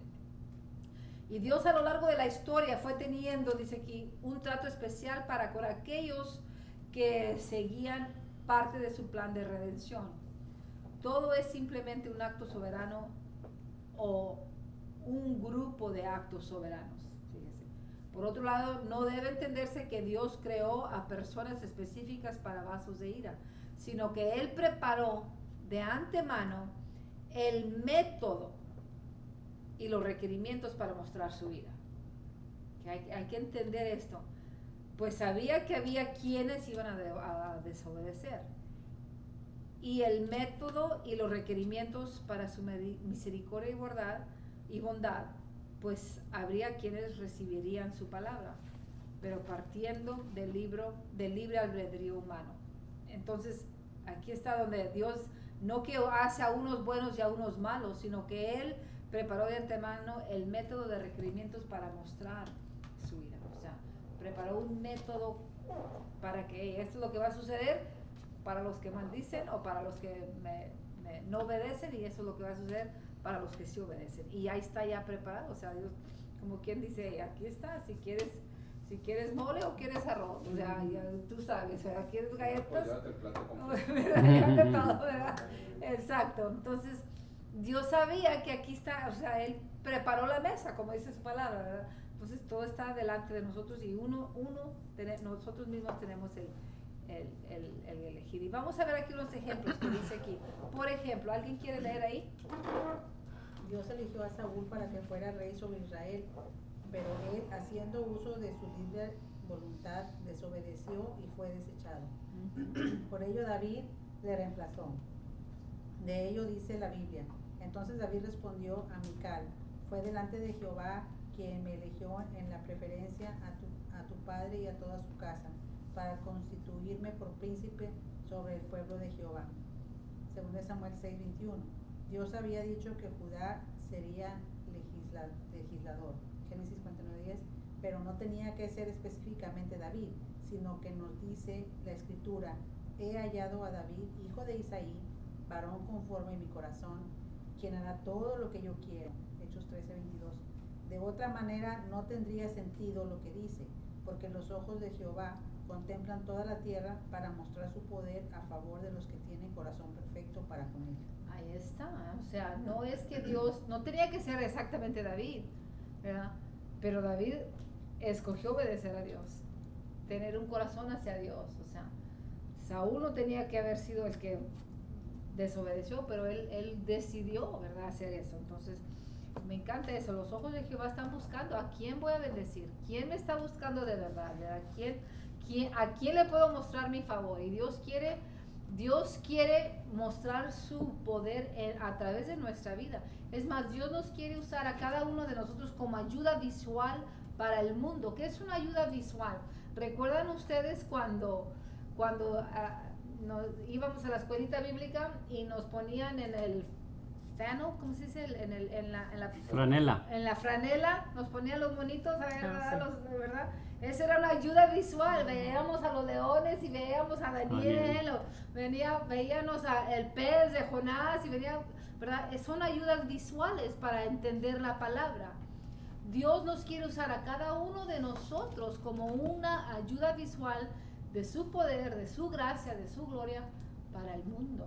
Imagínense que nosotros podamos ser como ese tipo de, vamos a reflejar el amor, la bondad, el gozo, la paz, ¿verdad? La paciencia, la benignidad, que nuestra vida refleje eso donde estamos, ¿verdad? De que podemos estar en paz en medio de estas tribulaciones. Como dijimos, podemos tener gozo en medio de la tristeza, podemos tener paz, o sea, amor en medio de tanto temor, de tanta maldad. Claro que sí se puede, porque Dios está con nosotros y a eso se está refiriendo, ¿verdad? Entonces, vamos a ver, 25 y 29, ¿qué dice aquí?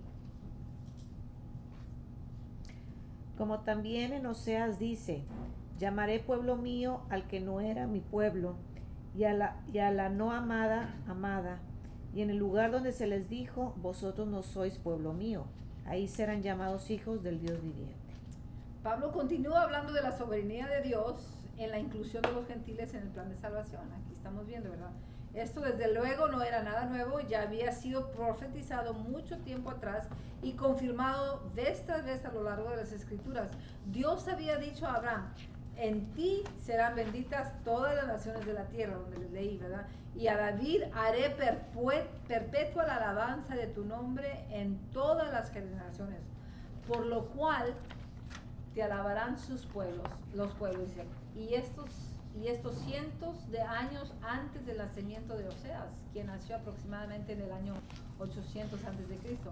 Dios pondría por tierra la arrogancia etnia de los hijos de Israel para que reconocieran que ellos eran simplemente un instrumento de Dios con respecto a su plan de alcanzar al mundo con el evangelio. O sea, no eran ellos nada, o sea, no que eran alguien especiales, no porque eran alguien diferente, simple y sencillamente eran un instrumento usado por Dios. El pueblo que no era de Dios, el que no había reclamado como propio, sería incluido en su plan de redención.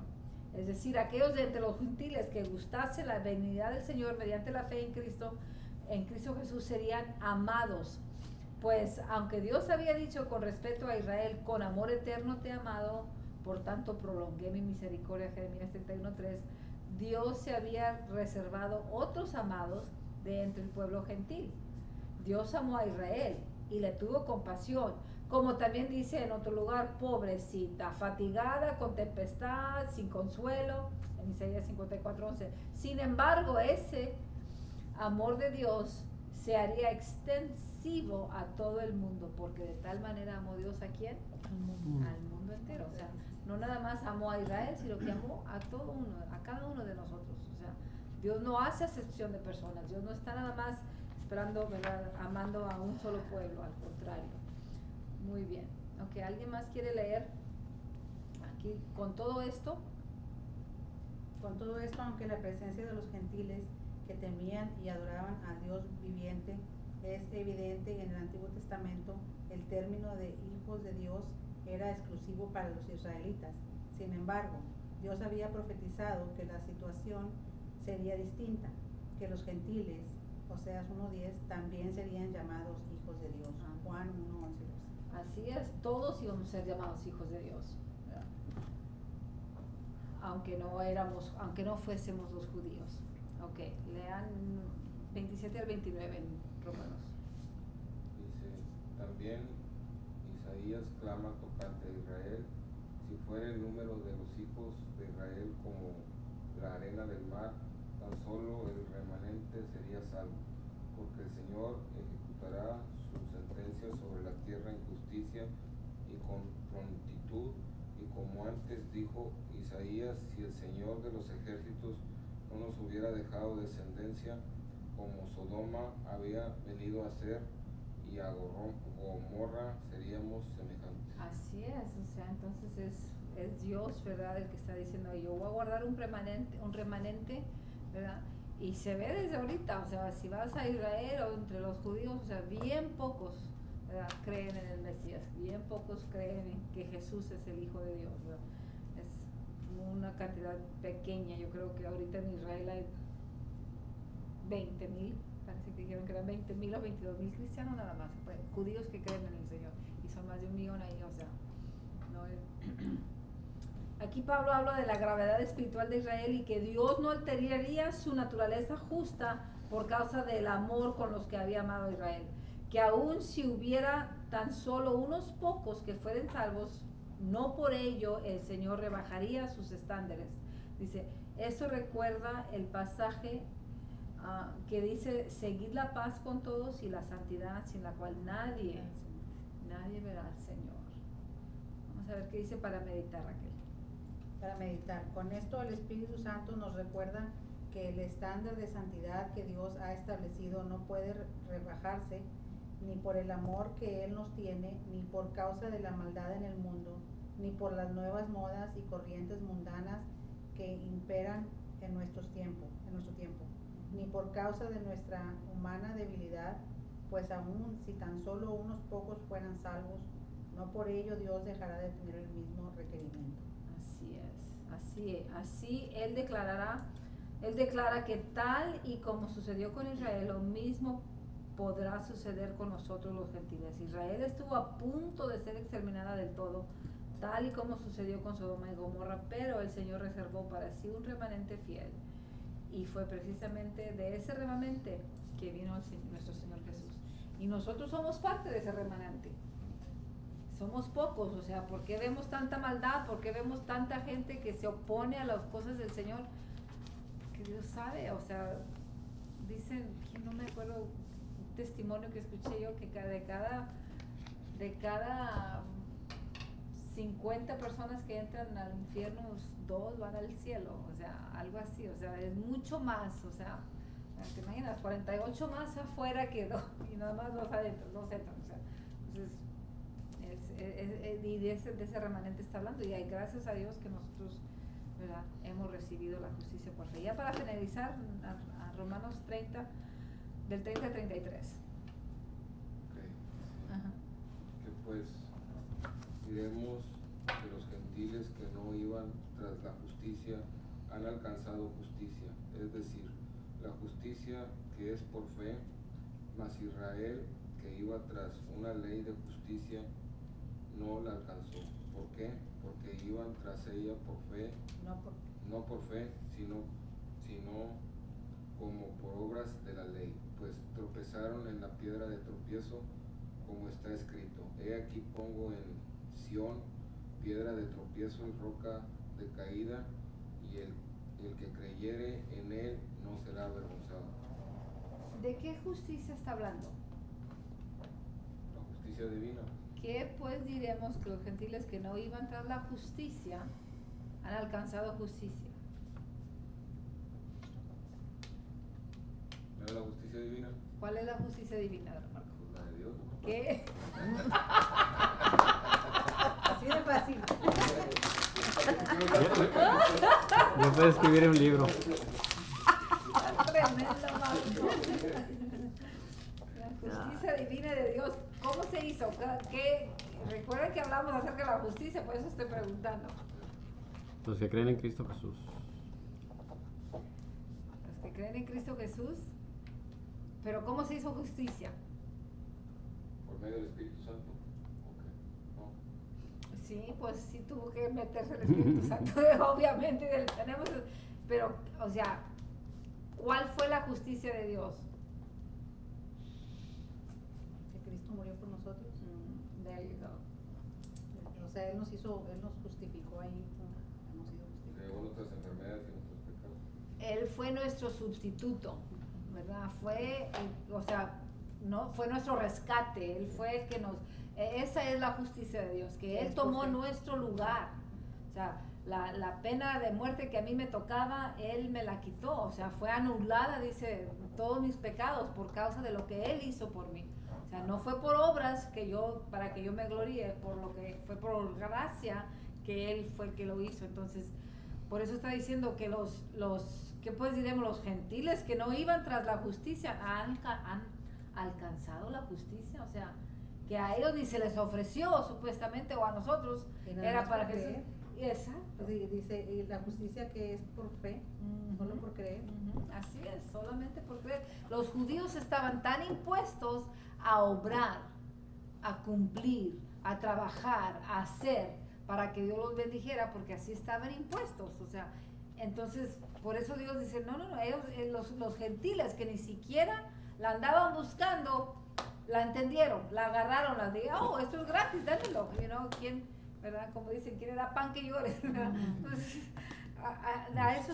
de eso está hablando, pero la justicia fue alcanzada para todos nosotros, ¿verdad? Y a ellos no, ¿verdad? Ellos iban tras ella no por fe, sino por obras, ¿ves? De la ley, por obras de la ley. Los judíos iban tras la justicia de Dios por obras. Ellos querían, o sea, como quien va ahorita ¿cómo se dice? Como a las mandas, ¿verdad? Que dicen, no, pues camina, ¿verdad? Tantos kilómetros. Como los esos a la Virgen María, ¿no? Ándale, haz de Que cuenta. llegan con todas las rodillas ensangrentadas. Así es. Así estaba el pueblo judío, o sea, tenían que, ¿cómo que va a ser gratis? ¿Cómo que va a ser por fe? ¿Cómo que ya no tienes que, o sea, es más, hubo una grande discusión en el libro de Hechos, ¿verdad? Pablo con Pedro, decía, ¿por qué le estás poniendo a los gentiles que se circunciden? Eso es ilógico. O sea, ¿a poco la fe se recibe? ¿A poco Abraham recibió, verdad, la justicia siendo circuncidado o no siendo circuncidado? ¿Recuerdan que lo vimos la vez pasada? Yeah. Entonces, le dio Dios la promesa antes de circuncidarse. Y Pedro les estaba diciendo, no, si quieres seguir a Jesús, tienes que ser como Jesús, tienes que ser como los judíos, tienes que no comer a los ídolos, la comida, tienes que hacer todas estas cosas que nosotros también hacemos. Y Pablo les dijo, hey, wait a minute, ¿cómo los vas a hacer que vuelvan otra vez a la ley si Jesús nos redimió de todo eso? Todo eso que tenemos que hacer. Tenían que hacerlo antes, ahora ya no. Jesús pagó el precio, es por fe. Y de eso está hablando, y de eso se trata el libro de Romanos, de volverlo a explicar. ¿Mande? Eso también es porque los que son judíos no creen que Jesucristo es el Hijo de Dios, ¿no? Ajá, ajá. Y para ellos todavía no llega el Mesías. No validan Todavía lo que todavía Jesús están hizo. en el Antiguo Yeah. Testamento. La mayoría. No, todavía piensan que ese sacrificio pues no es válido porque él no fue el Hijo de Dios, y aparte que ellos no piensan que Jesús iba a venir de esa manera, que el Mesías Para viene. ellos nomás es un profeta. Es otro profeta más, así es. Ujú. Entonces, esto lleva a una paradoja importante ante el razonamiento humano. La justicia alcanzada mediante la fe. Acostumbrados los seres humanos a pensar en términos de obras, como les dije, siempre tenemos que hacer algo. Dios decretó que el ser humano fincara su salvación únicamente sobre el fundamento de la fe en Jesús. Ahí está.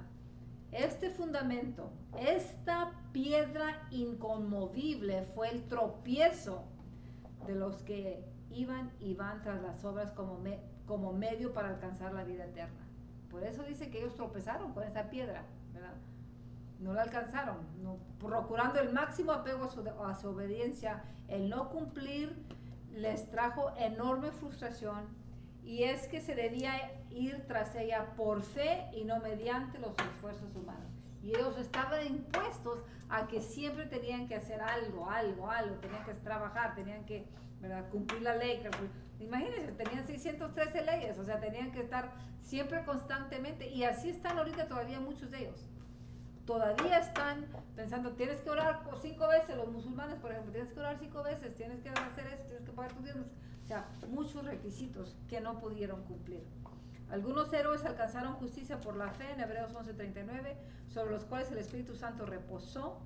El mismo Jesús cumplió la ley mediante la fe, pues él, siendo el esplendor humano de una fe perfecta, en Juan 11:42, lleno del Espíritu Santo, cumplió en su totalidad la ley. Mateo 5:17. Por su parte, Israel, en su rebeldía contra Dios y creyéndose autosuficiente como la inmensa mayoría de los seres humanos hoy, esta misma ley, que era buena y recta, les fue una condenación. Imagínense, para condenación.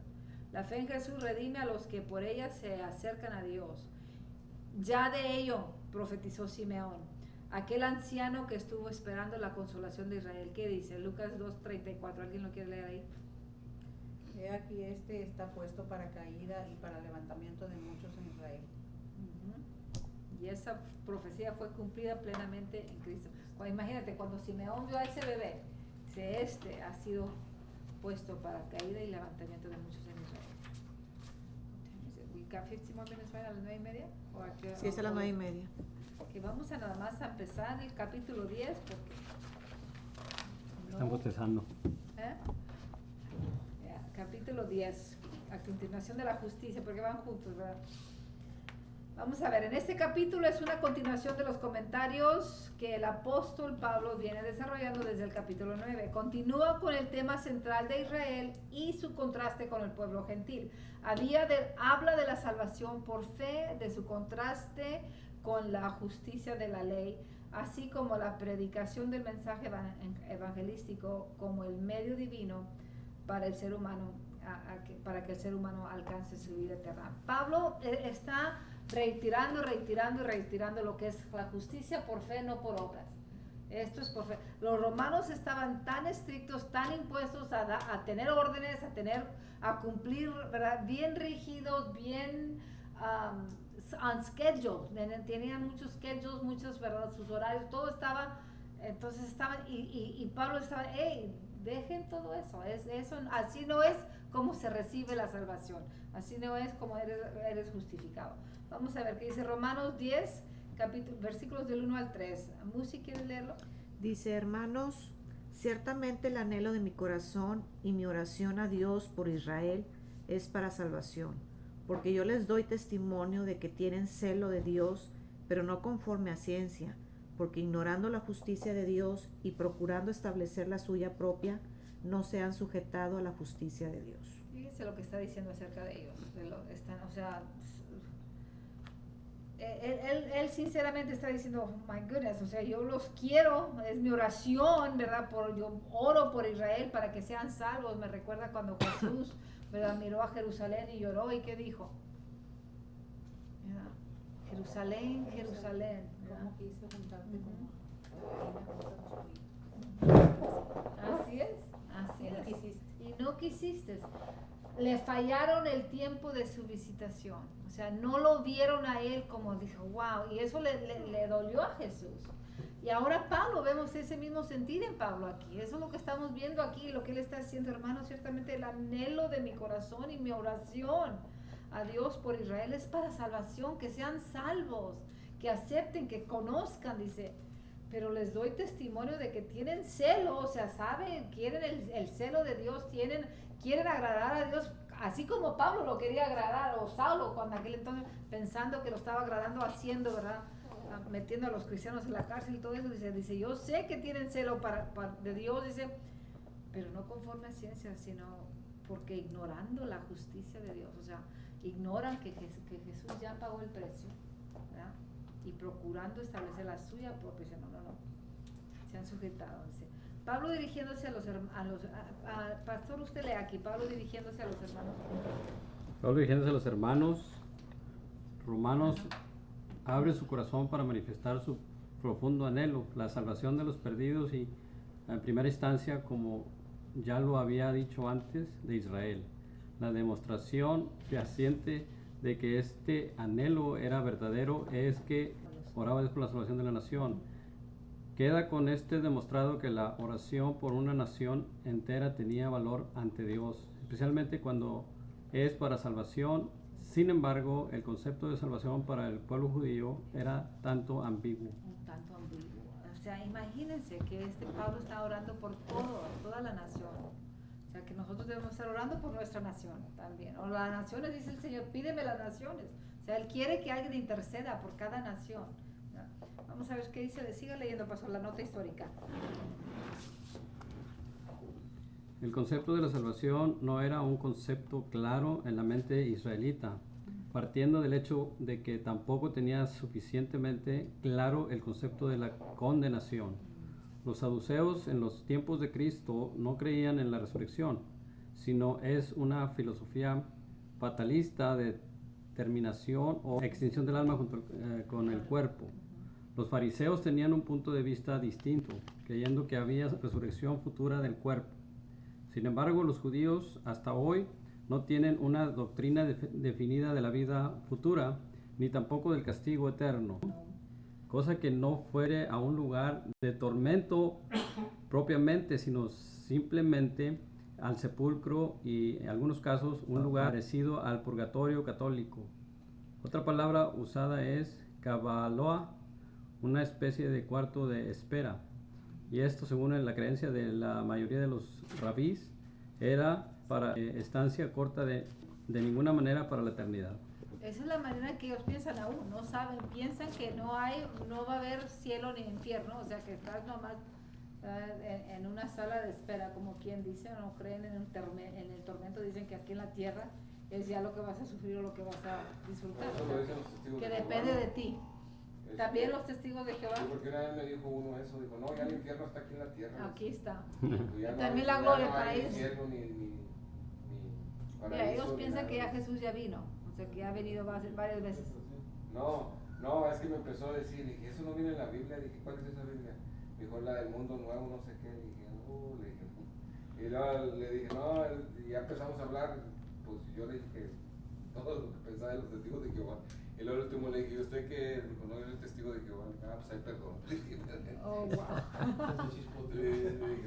Le dije, Ya y luego el es. último me dijo, no, necesito leer más la Biblia, le dije, no, pues sí la leo, por eso le estoy diciendo todo eso, Pues sí, ya. pero bueno.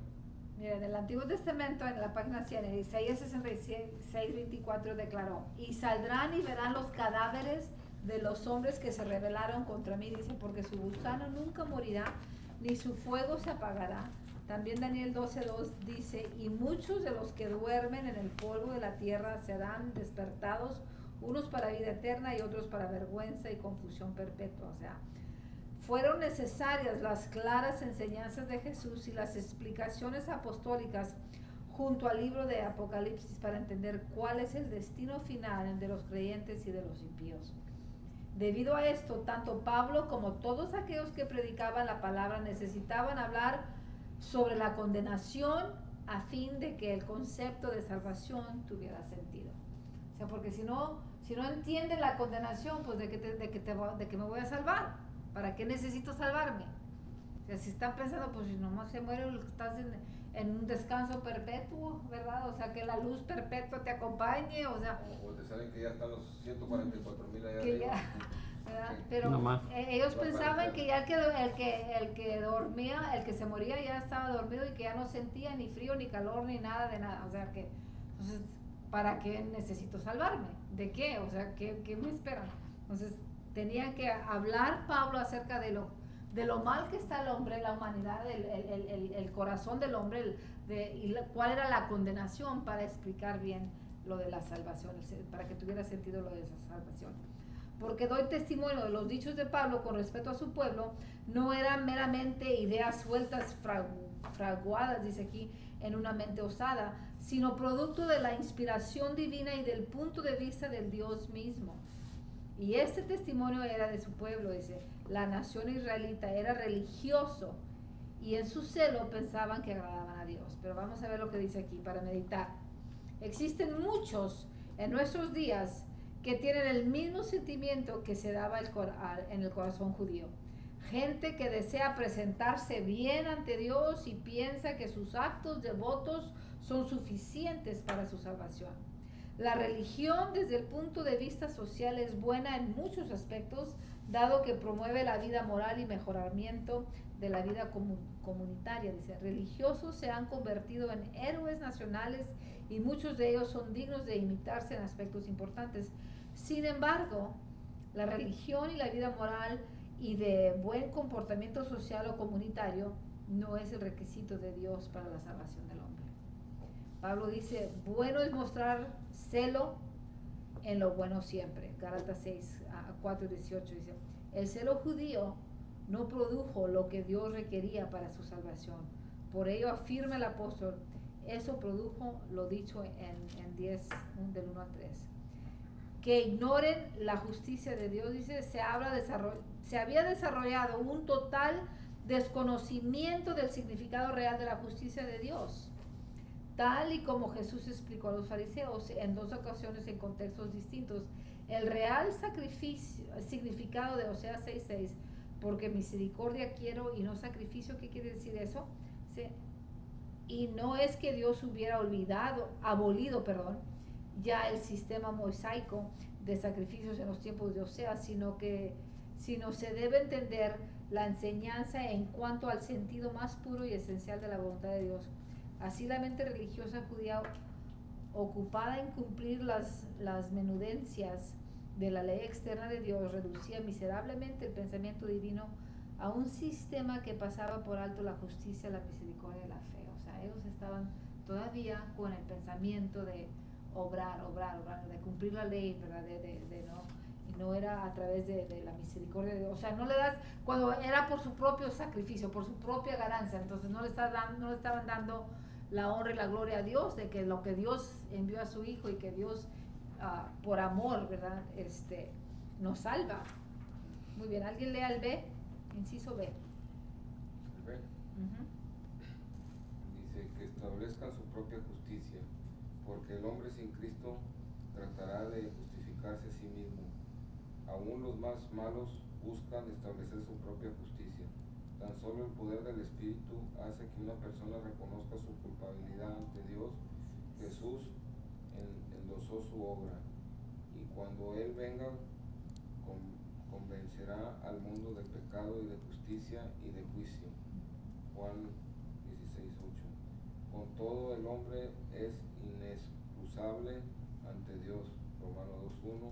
Así el celo judío había producido justicia propia, pensando erróneamente que eso era lo que les daría la aceptación ante Dios. Muy bien, Raquel, lee el inciso C. Que no se sujetan a la justicia de Dios.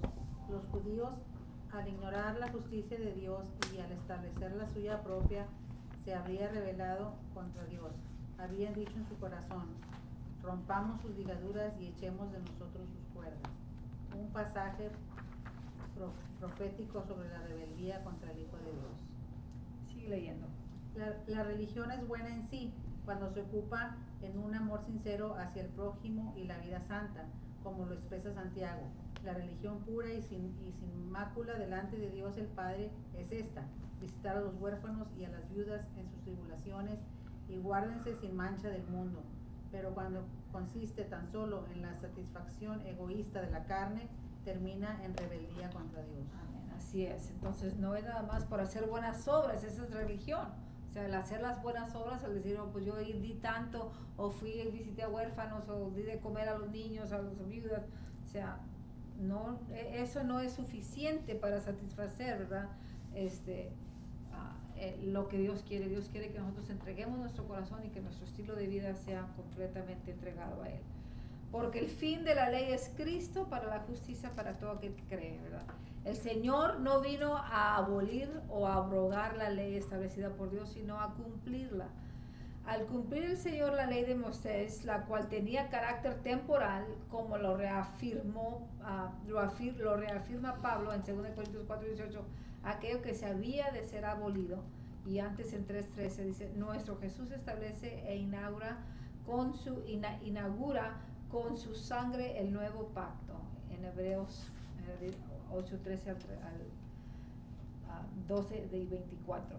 El Señor Jesucristo afirmó, la ley y los profetas eran hasta Juan, fíjese. La ley y los profetas eran hasta Juan. Desde entonces el reino de Dios es anunciado y todos se esfuerzan para entrar en él. Lucas 16:16. Era necesario que ocurriera esta culminación de la ley en el corazón de los religiosos judíos, porque aunque la palabra de Dios permanece para siempre, el nuevo pacto dicta que la ley de Dios esté escrita en el corazón humano.